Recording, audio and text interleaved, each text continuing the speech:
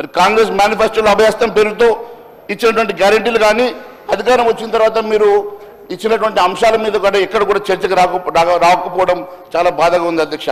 మరి పురోగమనం సుపరిపాలన ఎక్కడ మచ్చుకైనా కానరాలేదు అధ్యక్ష. ఎందుకంటే గవర్నర్ ప్రసంగం పారా 2లో చాలా స్పష్టంగా తెలంగాణ పురోగమిస్తుంది అని చెప్పుకున్నారు. మరి ఏ రంగంలో పురోగమిస్తుందో మరి మంత్రులన్నా చెప్పాలి, మరి ముఖ్యమంత్రి గారన్నా చెప్పాలి అధ్యక్ష. ఎక్కడ కూడా పురోగమనం అనేది లేదు. మీరు కేవలం మాటలకు మీరు చెప్పేటువంటి స్క్రిప్ట్లో మాత్రమే రాసుకున్నారు తప్ప పురోగమనం ఎక్కడ కనబడడం లేదని చెప్పేసి తెలియజేస్తా ఉన్నాం అధ్యక్ష. అప్పులు చేయడంలో మీరు పురోగమనం ఇచ్చినారు, వాస్తవం అధ్యక్ష. కేవలం అప్పులు చేయడానికి మాత్రమే పురోగమనం కనిపిస్తూ ఉన్నది, కానీ అభివృద్ధిలో ఎక్కడ పురోగమనం లేదనేది చాలా స్పష్టమైతే ఉన్నది అధ్యక్ష.